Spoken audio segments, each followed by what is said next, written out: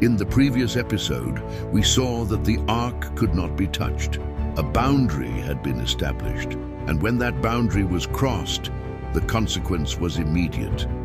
But the ark was not the only place where holiness had limits. There was another moment in Israel's history, inside the tabernacle itself, not in a battlefield, not in a public celebration, but in the place of worship.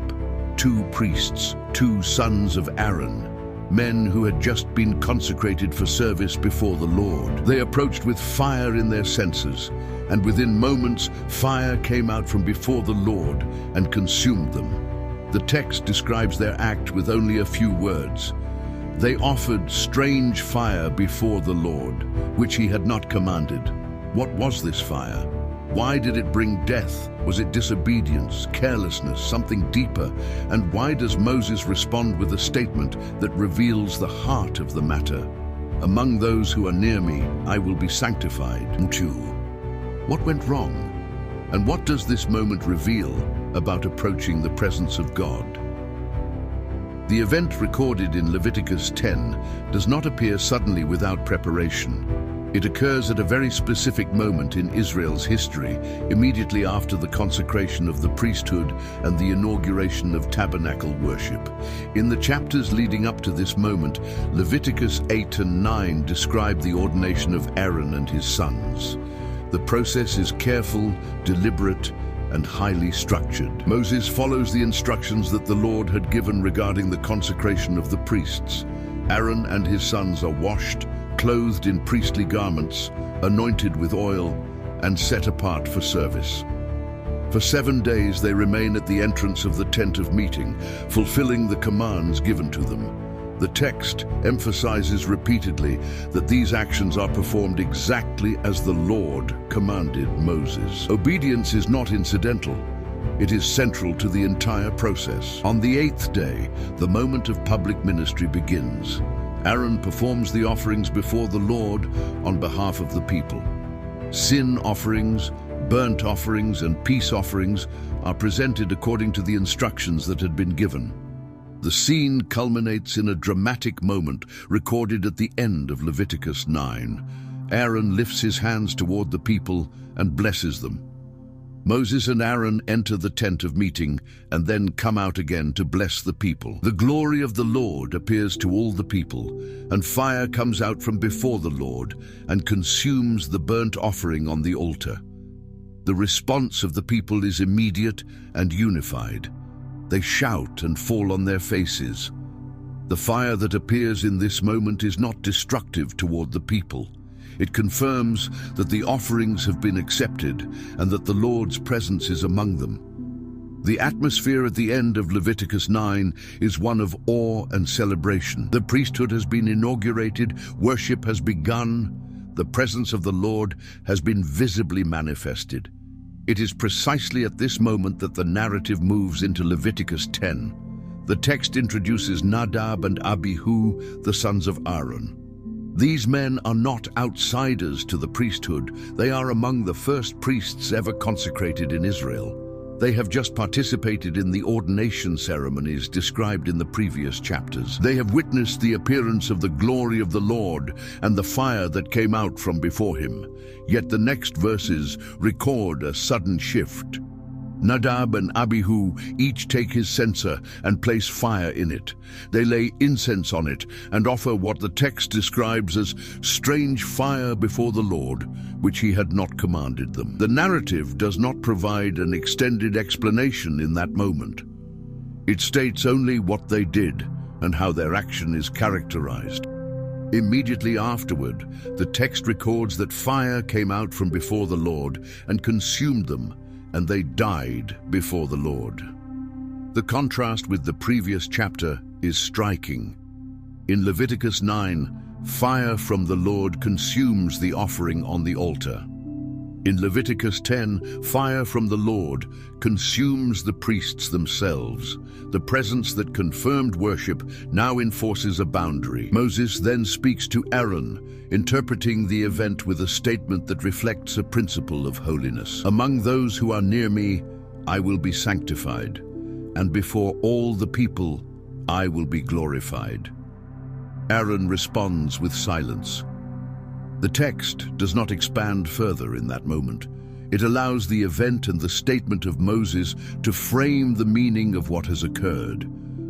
The strange fire offered by Nadab and Abihu stands as the central question of the passage. The narrative identifies it only by stating that it was something the Lord had not commanded.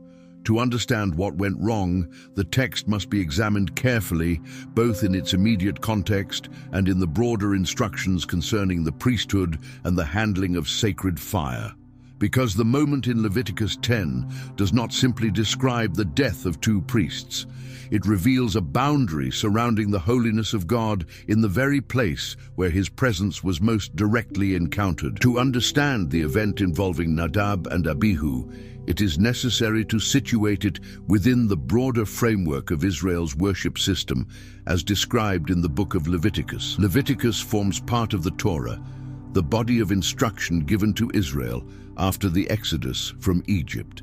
The book focuses primarily on holiness, worship, and the structure through which Israel was to approach the Lord. The tabernacle had already been constructed according to the instructions recorded in Exodus, and the presence of the Lord had filled it. Leviticus then establishes how that sacred space was to function. Central to this structure was the priesthood. Aaron and his sons were chosen to serve as priests before the Lord. Their role was not merely ceremonial. They functioned as mediators within the sacrificial system. Through them, the offerings of the people were presented, and through their service, the rituals that maintained covenant worship were carried out.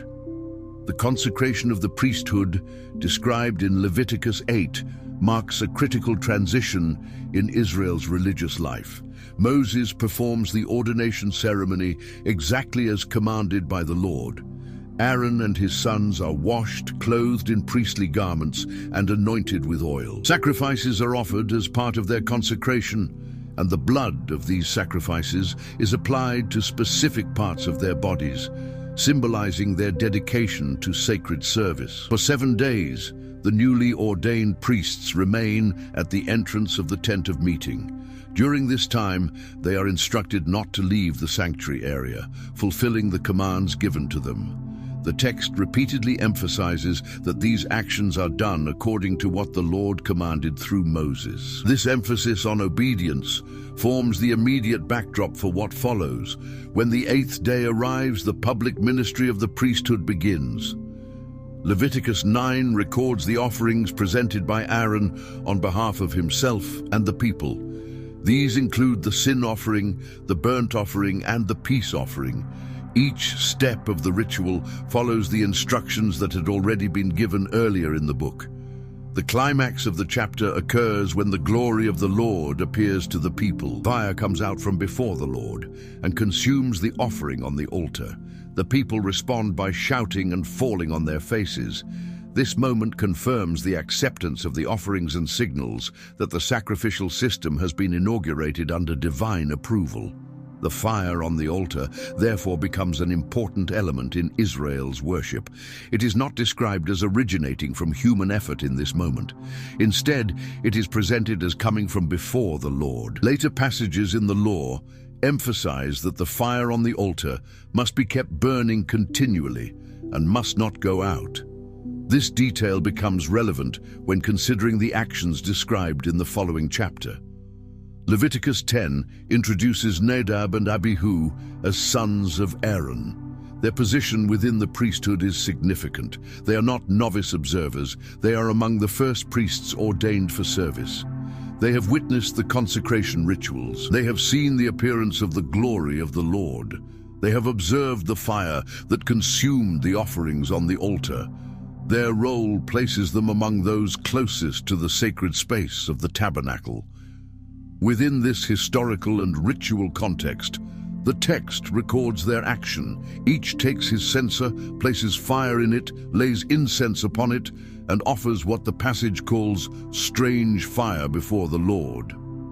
The description of the act is brief. The key phrase used by the text is that this fire was something the Lord had not commanded them. Immediately afterward, the narrative states that fire came out from before the Lord and consumed them, and they died before the Lord. The location of the event also carries significance. The text situates their action within the sphere of tabernacle worship, where the presence of the Lord had just been manifested. The fire that had previously consumed the offering now becomes the instrument of judgment. Following their deaths, Moses addresses Aaron with a statement that frames the event. "Among those who are near me, I will be sanctified, and before all the people, I will be glorified." This declaration emphasizes the relationship between proximity and holiness. The priests serve closest to the sanctuary, and therefore their actions carry particular weight within the structure of Israel's worship. The broader context of Leviticus highlights that approaching the Lord was never presented as a casual act. The sacrificial system, the priestly garments, the purification rituals, and the detailed instructions concerning offerings all demonstrate that worship was governed by precise command. The event involving Nadab and Abihu takes place at the very moment when this system is being established for the first time. Understanding this historical and ritual context is essential for examining what happened when they offered the fire described as strange. Because the event does not occur in isolation, it occurs within the carefully structured environment of Israel's earliest priestly service, at the moment when the holiness of the Lord had just been publicly revealed. The key to understanding the event in Leviticus 10 lies in the precise wording of the text itself. The passage describing the actions of Nadab and Abihu is brief, yet every phrase carries weight. The narrative begins by identifying the two men clearly: Nadab and Abihu, the sons of Aaron. This detail is not incidental. Their identity establishes their position within Israel's priesthood. They are among those who have just been consecrated in the ceremonies described in Leviticus 8. They belong to the family designated to serve closest to the sanctuary. The text then describes their actions in a series of simple steps. Each man takes his censer. A censer is a vessel used for burning incense. Incense played a role in Israel's worship, particularly in connection with the sanctuary. The smoke of incense symbolized the offering presented before the Lord. After taking their censers, the text states that they put fire in them. The passage does not specify immediately where this fire was taken from. It simply states that fire was placed in the censers. Next, they laid incense upon the fire. The combination of fire and incense produces smoke that rises upward. Within the context of the tabernacle, this act was associated with priestly service. The narrative then describes the crucial detail. They offered what the text calls strange fire before the Lord. The phrase used here indicates something unauthorized. The passage immediately clarifies the nature of the problem by stating that this fire was something which he had not commanded them.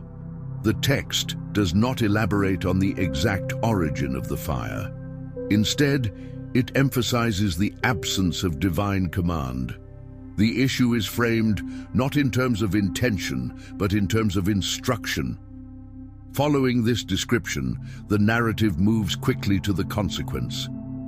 Fire comes out from before the Lord. The wording here echoes the event described in the previous chapter. In Leviticus 9, fire from before the Lord consumed the offering on the altar, confirming that the sacrifices had been accepted. In Leviticus 10, the same expression is used, but the outcome is different. The fire does not consume an offering, it consumes the two priests themselves. The text states that they were consumed and died before the Lord. The phrase, "before the Lord," appears repeatedly in these chapters and indicates proximity to the sanctuary where divine presence is manifested. Their death occurs within the sphere of sacred worship. Immediately after the event, Moses speaks to Aaron. His words provide the only interpretive statement directly attached to the incident. Moses says that this is what the Lord spoke when he declared, "Among those who are near me, I will be sanctified, and before all the people, I will be glorified. This statement introduces an important concept. Those who serve closest to the Lord must reflect His holiness in the way they approach Him. The text records Aaron's response in a single phrase. Aaron held his peace. No further explanation is provided within the immediate verses. The narrative does not describe debate or extended commentary. Instead, the event stands alongside the declaration made by Moses. Other elements in the surrounding chapters add further context to the discussion of fire within the sanctuary. In Leviticus 9, the fire that consumes the offering originates from before the Lord and ignites the altar. Later instructions emphasize that the fire on the altar must be maintained continually and must not go out. Another passage, found later in Leviticus 16, describes the high priest taking a censer full of coals of fire from the altar before the Lord when offering incense on the Day of Atonement. These instructions demonstrate that fire used in sacred rituals was not arbitrary. It was connected to specific procedures and locations within the sacrificial system. Within the immediate narrative of Leviticus 10, however, the emphasis remains on the phrase, which he had not commanded them. The text highlights the absence of instruction rather than detailing the exact nature of the fire itself. The structure of the passage therefore presents a clear sequence: the action performed by Nadab and Abihu, the description of that action as unauthorized, the fire that comes from before the Lord, and the statement concerning the sanctification of God among those who draw near. The passage leaves many details unstated, but it carefully preserves the central elements necessary for understanding the seriousness of the event. The focus of the text is not on curiosity about the fire itself, but on the principle revealed through the outcome. Those who approach the presence of the Lord must do so according to what He has commanded. The account of Nadab and Abihu raises an immediate question. What exactly made their offering unacceptable? The text itself provides limited detail, but it does identify the central issue with precision. The fire they presented before the Lord is described as strange fire, and the explanation attached to that description is clear. It was something the Lord had not commanded them. The emphasis on command appears repeatedly in the surrounding chapters. During the consecration of the priesthood in Leviticus 8, the narrative frequently states that Moses performed the rituals exactly as the Lord commanded. The same pattern appears in Leviticus 9 when Aaron presents the offerings on behalf of the people. The actions of the priests are repeatedly linked to obedience to specific instructions. Against this background, the description of Nadab and Abihu's actions stands in contrast. The text does not state that they performed a ritual incorrectly in detail. Instead, it highlights that what they offered lacked divine authorization. One possible analysis, therefore, is that the central issue was the introduction of something into worship that had not been commanded. The structure of Leviticus emphasizes that the sacrificial system operates according to precise instruction. Every offering, every garment, every ritual action is governed by command. In this framework, adding an unauthorized element would represent a departure from the established order. Another possible observation arises from the role of fire in the preceding chapter. In Leviticus 9, fire comes out from before the Lord and consumes the offering on the altar. This event confirms that the offerings have been accepted and that the presence of the Lord is among the people. Later instructions concerning incense, such as those in Leviticus 16, indicate that coals for the censer are to be taken from the altar before the Lord. The text of Leviticus 10 does not explicitly state where Nadab and Abihu obtained the fire placed in their censers. However, by describing it as something not commanded, the narrative suggests that their action did not follow the established pattern connected to the altar. Another aspect emphasized by the text is proximity. Moses declares that the Lord will be sanctified among those who are near him. Nadab and Abihu belong to the group of individuals closest to the sanctuary. As priests, their actions take place within the sphere of sacred service where the presence of the Lord has just been revealed.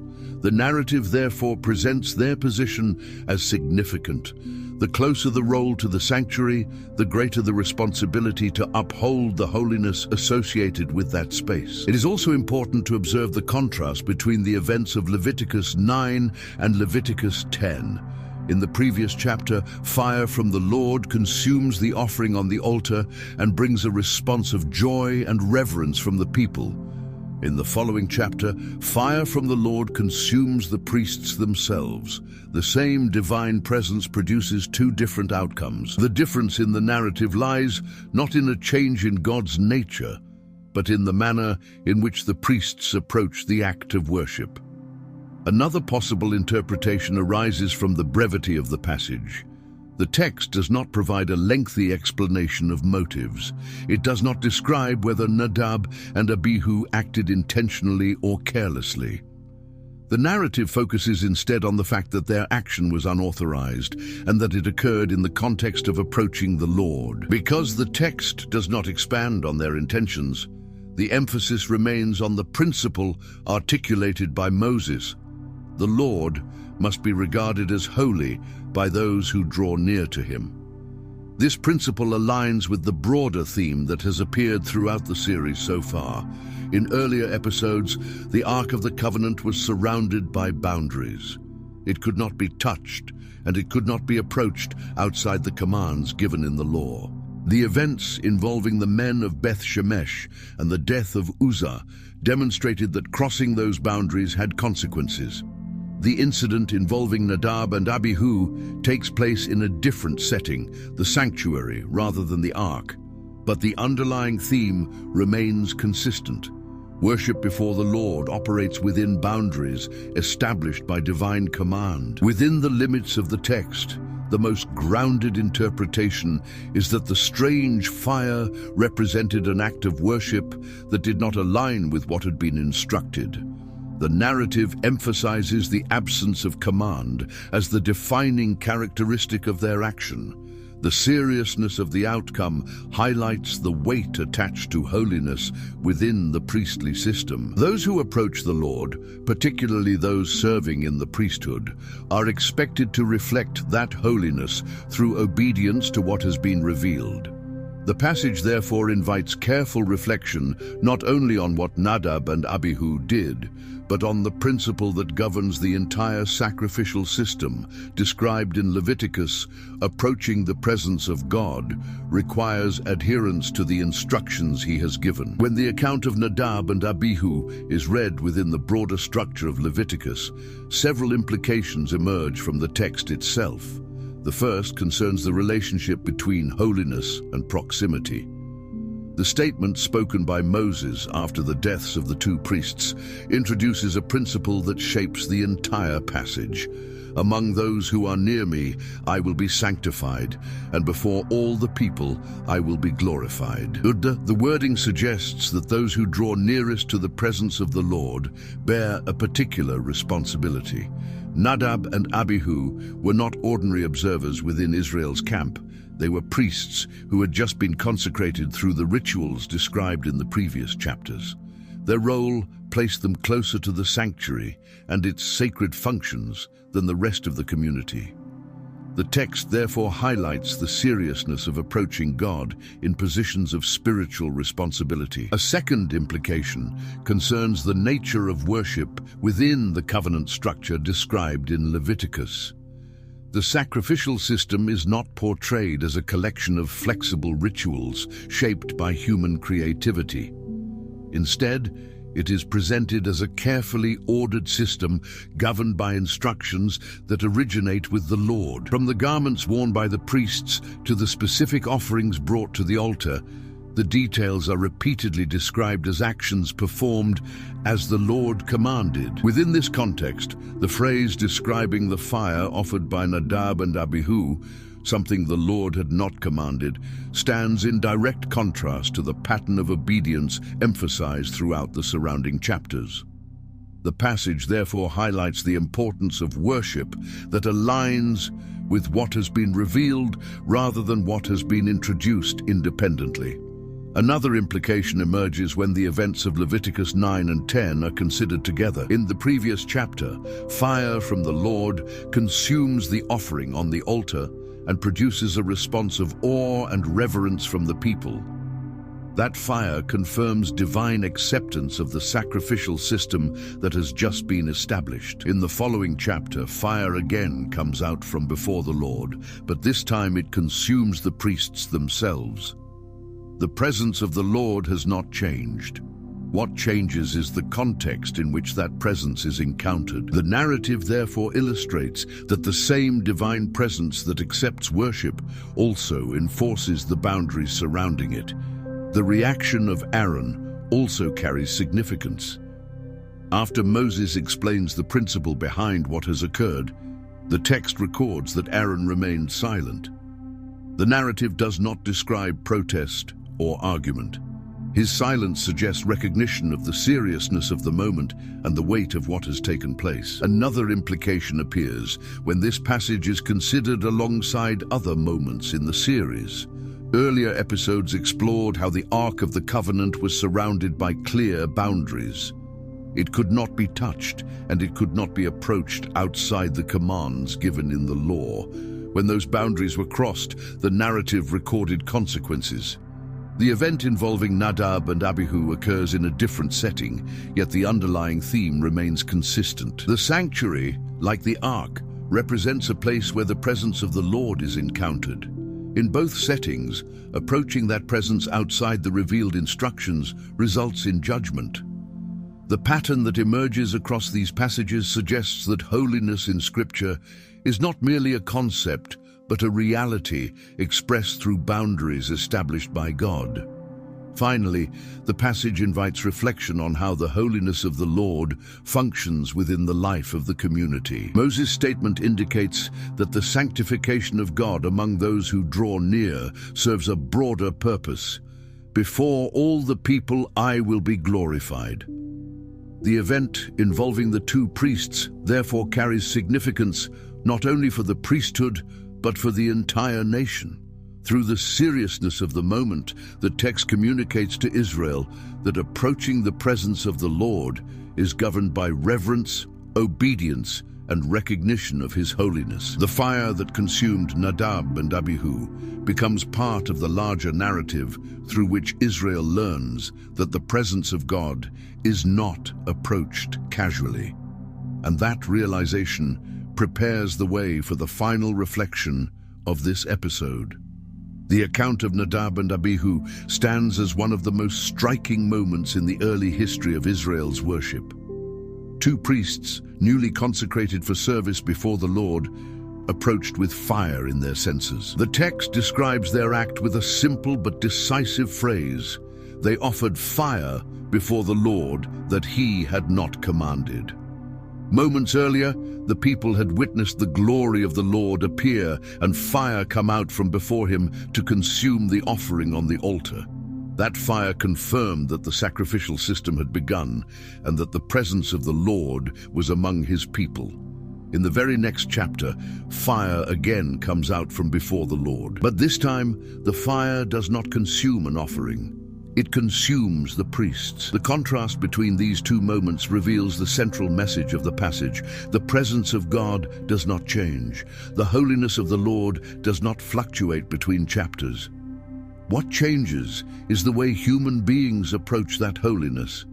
The statement spoken by Moses after the event brings the focus into clear view.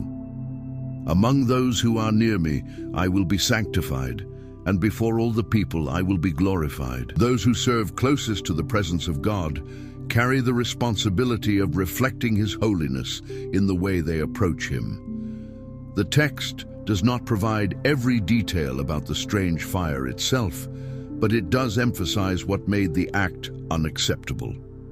It was something the Lord had not commanded. In a system where every aspect of worship had been carefully revealed, introducing an unauthorized act in the place of worship crossed a boundary that had already been established. Throughout this series, we have seen this same pattern appear repeatedly. The Ark of the Covenant could not be touched. The men of Beth Shemesh could not look into it. Uzzah could not steady it with his hand. And now, within the sanctuary itself, 2 priests cannot offer a fire that the Lord had not commanded. Each event unfolds in a different place. The Ark in the field, the Ark on the road, the Ark entering Jerusalem, and here the sanctuary of the tabernacle. Yet in every scene the same principle appears. The holiness of the Lord is not approached casually. The presence of God is not manipulated, adjusted, or modified according to human preference. It is approached according to what He has revealed. The fire that consumed Nadab and Abihu became a moment that defined how Israel understood the seriousness of worship before the Lord. Not because God desired destruction, but because those who draw near must recognize the holiness of the one they approach.